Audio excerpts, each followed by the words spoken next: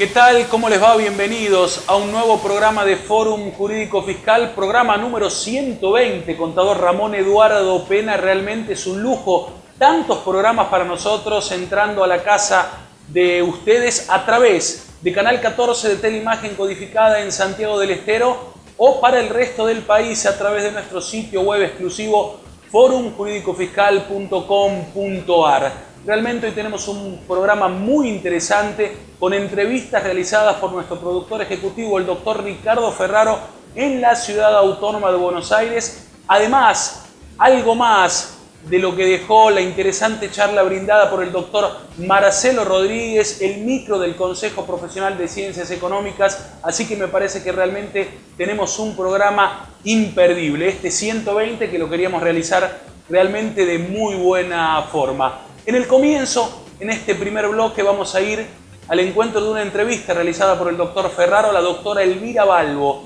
una especialista en temas referidos al convenio multilateral, que esta vez va a hablar específicamente de coparticipación. Realmente un lujo tenerla nuevamente en el programa, la doctora. Lo vemos en Fórum Jurídico Fiscal.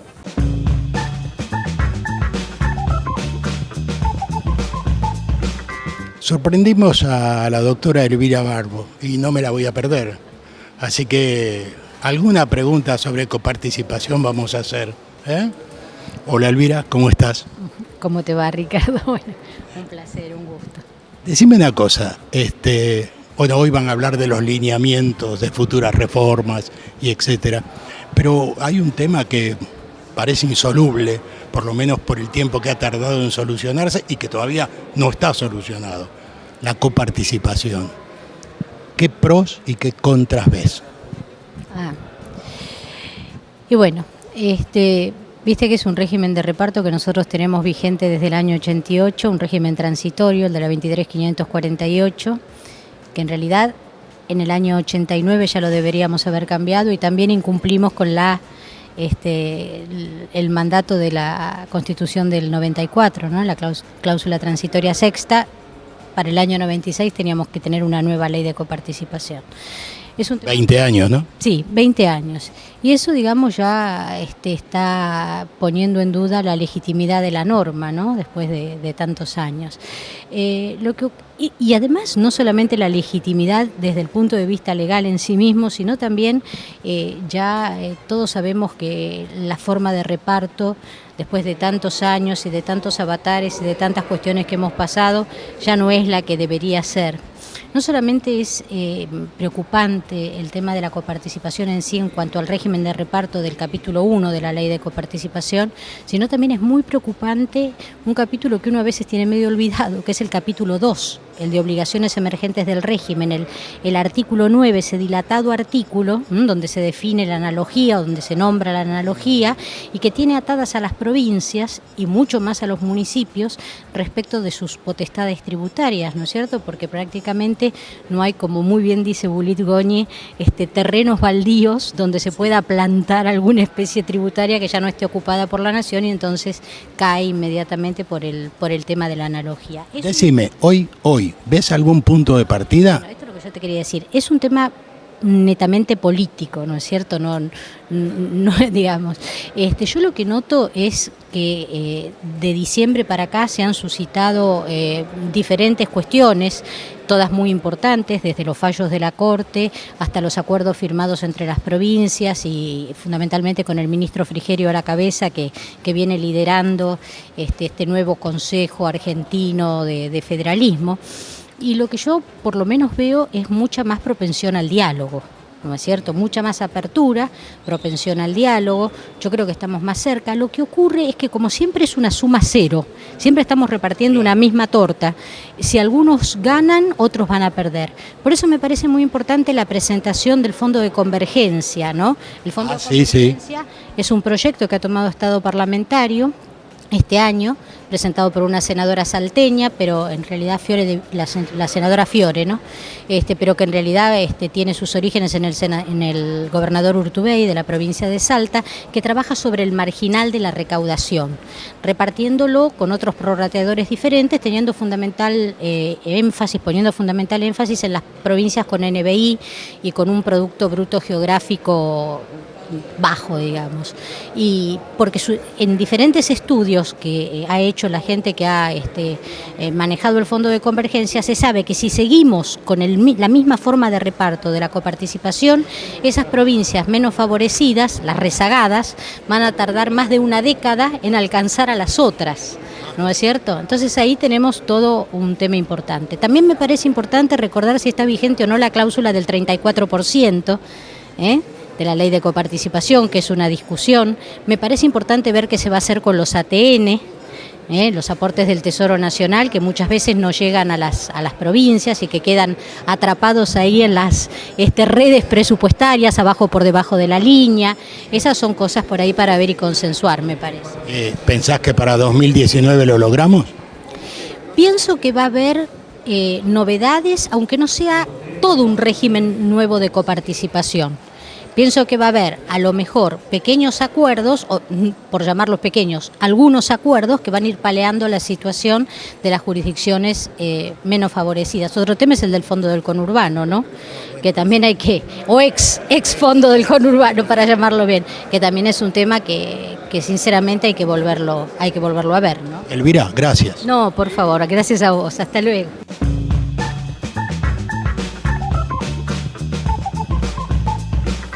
Bien, interesante entrevista realizada por el doctor Ricardo Ferraro. Gracias, doctora Elvira Balbo, por su interesante participación en nuestro programa. En la continuidad del mismo, miren ustedes, allí tenemos imágenes propuestas por nuestro director. El 24 de octubre, en el Congreso de la Nación, en el Salón Delia Parodi, se realizó la presentación de la obra Lineamientos y Propuestas para la Reforma Fiscal Argentina, organizada por la Asociación Argentina de Estudios Fiscales, realmente muy interesante. Los directores de dicha obra son Ángel Schindel y Alberto Tarsitano, realmente muy interesante. Y justamente el doctor Ricardo Ferraro pudo concertar una entrevista con el doctor Ángel Schindel, uno de los directores de este importante material, realmente haciendo un recuento general del tratamiento de la obra por él dirigida. Pero presten atención al comienzo de la entrevista porque habla justamente del gasto público, un tema muy importante que nos aqueja en este momento y que es tratado en lo que es esta interesante obra. El doctor Ángel Schindel, imperdible, único y exclusivo medio allí, lo vemos en Fórum Jurídico Fiscal. Estamos con el doctor Ángel Schindel, nada más ni nada menos. Alguien que debo admitir públicamente, le tengo una gran admiración técnica, así que hoy va a ser un gustazo entrevistarlo. Hola Ángel, ¿cómo estás? Muchas gracias por tus elogiosas palabras. No, lo sabés, sos un referente para mí. Quería ver tu visión técnica y como ciudadano de lo que tenemos hoy, como lo que hace años llamamos un régimen tributario, y el porqué de lo que está proponiendo ahora la asociación. Y bueno, la verdad que tenemos un régimen tributario que hace agua por todas partes. En realidad el problema es mucho más amplio que el del régimen tributario, por eso cuando nos encomendaron la dirección de esta obra dijimos acá tiene que ser algo más que tributario, tiene que ser propuestas para una reforma fiscal. Porque hay que empezar por donde se gasta y cómo se gasta. Cosa que es bastante complicada. Por eso en el libro... Algo te lo escuché decir a vos. Si hablamos solo de recursos, hablamos de la mitad del problema. Exactamente, por eso tenemos que hablar de la otra mitad. En la otra mitad brindamos algunas herramientas. Hay bastante material para analizar y estudiar que esperamos que sirva a las autoridades, ya sea del Poder Ejecutivo o del Congreso, como para ver qué podemos hacer a los tres niveles de gobierno para hacer eficiente el gasto público. Como se dice por ahí, tenemos una presión tributaria altísima, más del 40% del producto, que por sí sola no es nada, porque depende cómo se gasta. Pero si resulta de que se gasta mal, porque además necesitamos suplementar el ineficiente gasto público con gasto privado, ahí hay algo que no funciona. Ahora, destrabar ese gasto no es fácil. No es nada fácil, por supuesto no es nada fácil, es un programa a muy largo plazo. Y desde el punto de vista de la tributación, bueno, hay una serie de sugerencias y de ideas que en parte son coincidentes con las que han hecho otras instituciones, en parte son producto de la labor de la asociación durante muchos años. Ahí en el apéndice hay un pronunciamiento sobre la unificación de ventas con actividades lucrativas anterior a la implantación del IVA en Argentina, y que esta es una de las cosas que tenemos que resolver, porque la imposición sobre consumo, la superposición de facultades entre la nación, las provincias, los municipios con sus benditas tasas retributivas, hace de que en definitiva esto pese sobre el consumidor, porque son impuestos al consumo, y el sistema termina siendo tremendamente regresivo. Bueno, los vamos a escuchar con mucha atención y desde ya, gracias por tu tiempo. No, muchas gracias a ustedes, por favor, gracias.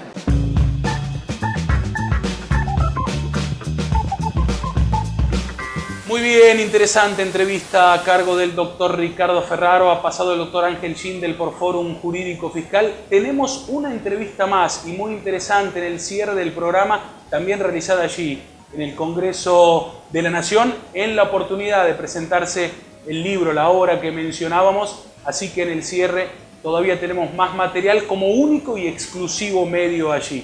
Ahora es momento de ir al encuentro del micro del Consejo Profesional de Ciencias Económicas. Saludamos a su presidenta y a toda la comisión directiva. Con el apoyo habitual e irrestricto a nuestro programa, vamos con todas las novedades, el micro del Consejo Profesional de Ciencias Económicas en Fórum Jurídico Fiscal. Como nosotros concebimos a los profesionales como un todo, no solamente en lo que es la parte de su ejercicio profesional, sino también en lo que es como persona, en lo que es su recreación, hemos lanzado con mucho éxito porque ha generado una expectativa increíble, ya a hoy martes, una expectativa increíble de las llamadas telefónicas, los WhatsApp, para interiorizarse sobre lo que hemos programado para el año 2017, que es Europa 2017, para todos los profesionales matriculados y su grupo familiar.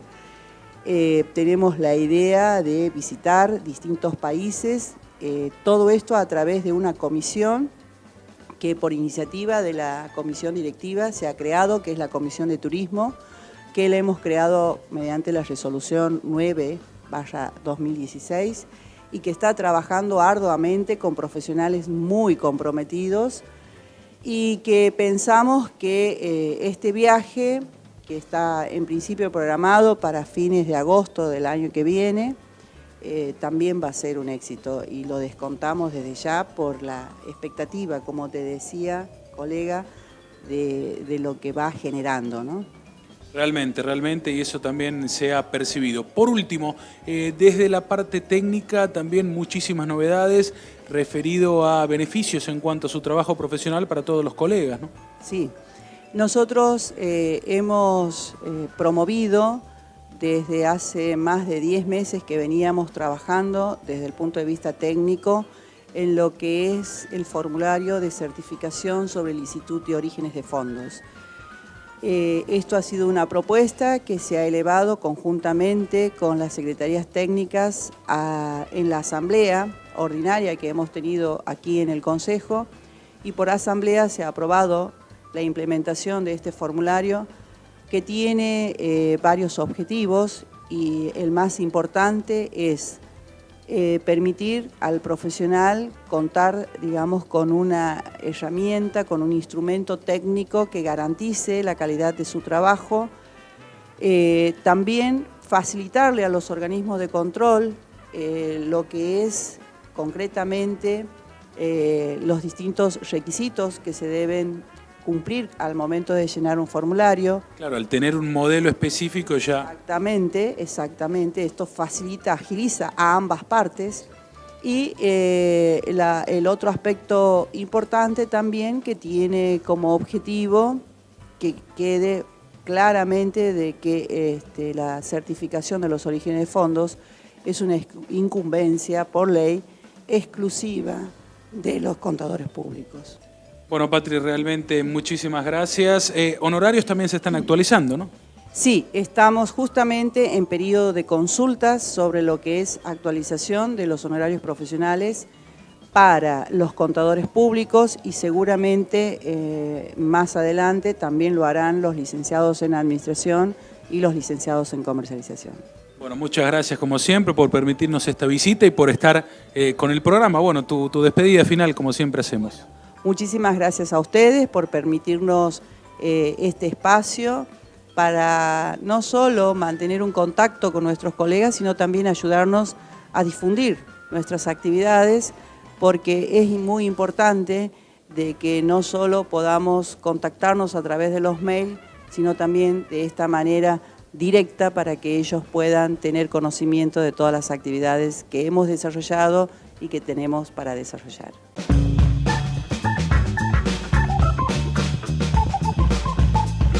Muy bien, se está terminando este primer bloque en Fórum Jurídico Fiscal. Todavía tenemos muchísimo más material. Pausa cortita y enseguida volvemos.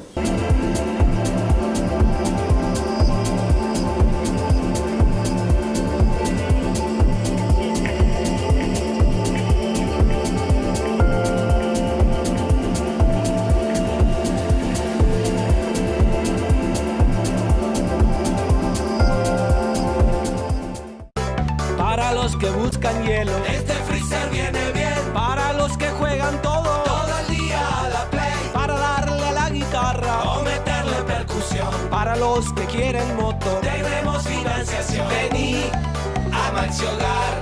Hoy vení a Maxi Hogar. Maxi Hogar, hace tu vida feliz.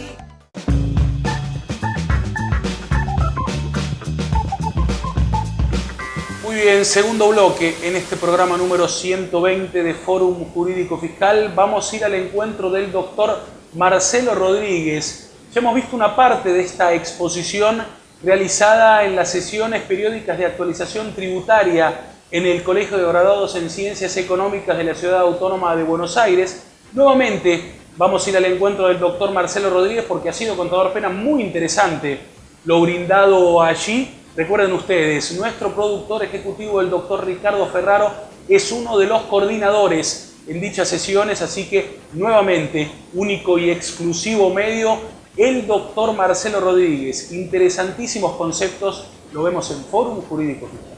Bueno, ante todo, muchas gracias por esta nueva convocatoria. Muy agradecido nuevamente por que me hayan llamado. Y sí, comparto en todas las apreciaciones de Ricardo en relación a este régimen de sinceramiento fiscal. Él, cuando me convocó para esta charla, me dijo: mirá, venite una hora para hablar de los aspectos controvertidos del blanqueo. Y le digo: pero con una hora voy a hacer la introducción, necesito 4 días para hablar de los aspectos controvertidos. Bueno, resumidas cuentas, voy a hacer una rápida simbiosis del tema para introducirme en algunas cuestiones que creo que vale la pena considerar. Antes de arrancar con el desarrollo del material, voy a hacer algunas apreciaciones a título personal y profesional.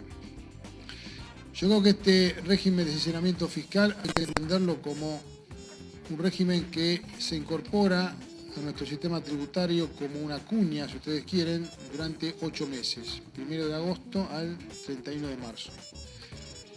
Ahora, hay que tener muy bien claro que no destruye el sistema tributario y no lo reemplaza, es decir, los 200 años de historia que tiene nuestro país tiene larga data y lo hemos analizado desde hace mucho tiempo, no queda subsumido al blanqueo ni a la moratoria, sino que va a convivir con él. En consecuencia, estamos tratando tan solo de analizar un antídoto muy potente que va a curarle enfermedades a los contribuyentes, siendo que esta enfermedad del contribuyente es la evasión fiscal. Lo que trataremos de analizar naturalmente es la dosis de ese antídoto para cada caso en particular. Ahora, nosotros como asesores fiscales podemos decidir que este antídoto viene de la mano de introducirlo al régimen de asesoramiento fiscal, blanqueo, o eventualmente a la moratoria, la generosa moratoria que hay, o eventualmente nada, es decir, ni uno ni otro. Regularizar situaciones frente al régimen general, amparado por la ley penal tributaria, donde el sujeto espontáneamente puede regularizar presentaciones, sin aprovechar ninguno de los beneficios de esta ley, pero perfectamente puede hacerlo, ya que, como les decía, este régimen no reemplaza ni destruye el sistema tributario. Por otra parte, y esto creo que es muy importante considerarlo, nosotros somos profesionales en ciencias económicas y nos dedicamos y nos especializamos en esto.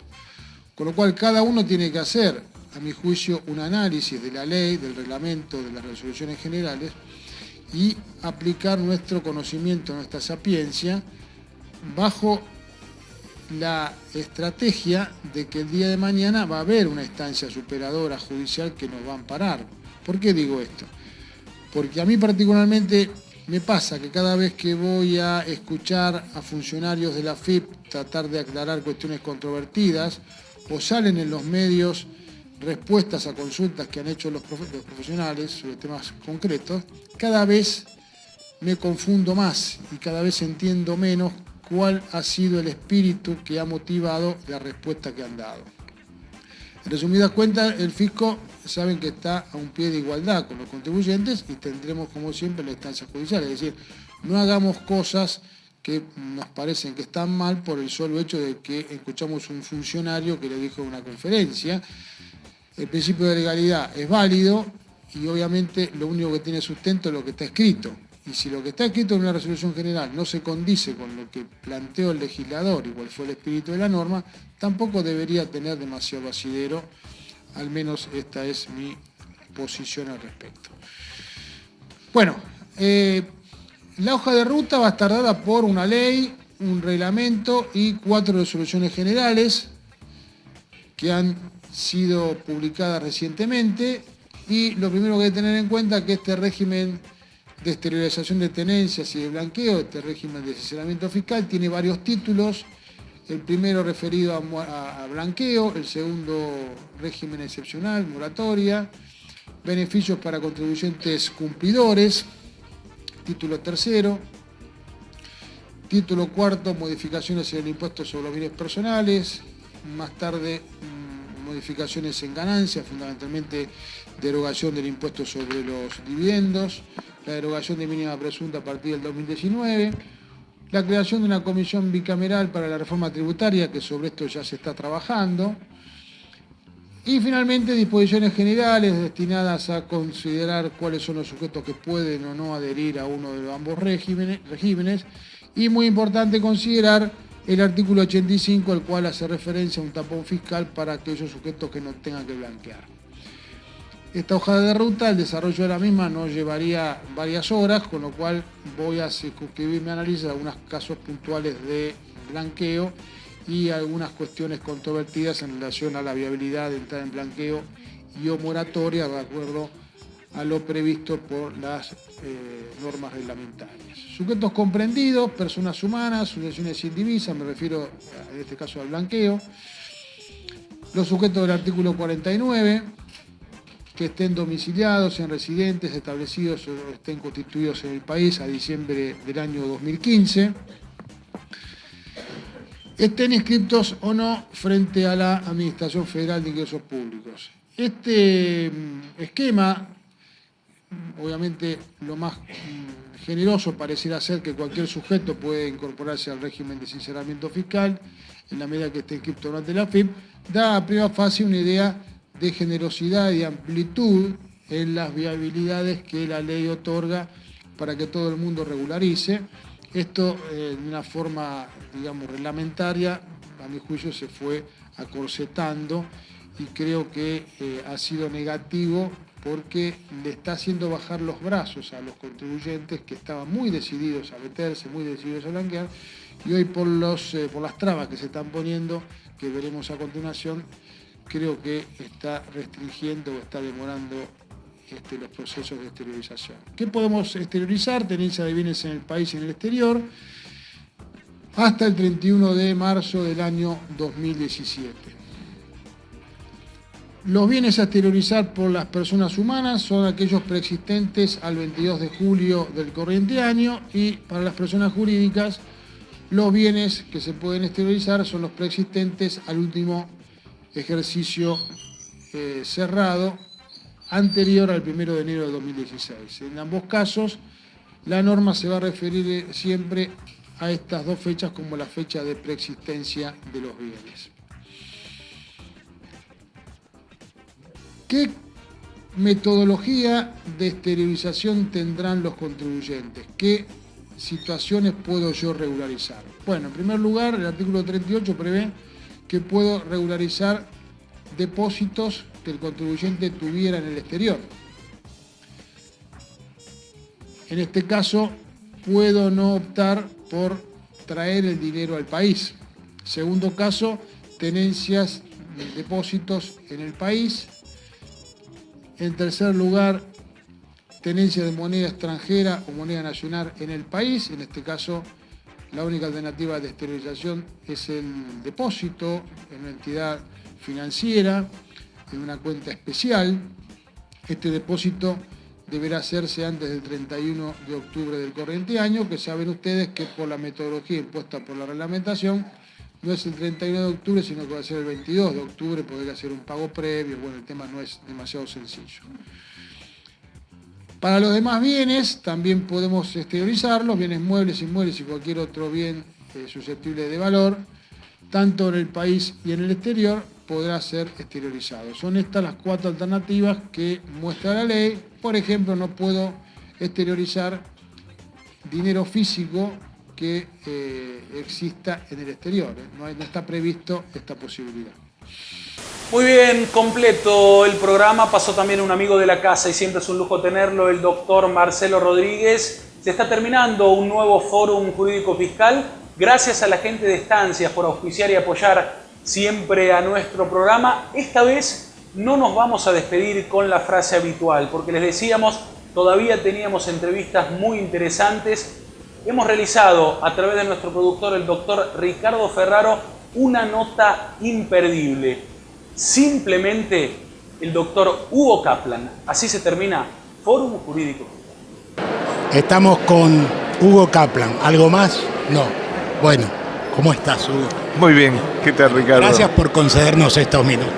Okay. Dame tu opinión sobre la propuesta de la asociación. Y la propuesta de la asociación, a 200 años de la independencia de nuestro país, pretende llevar adelante un proyecto de reforma tributaria adecuado para el siglo XXI y teniendo en cuenta todos los factores que están en juego.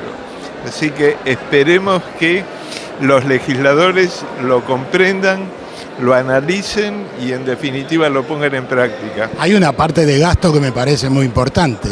¿Vos qué opinás de eso?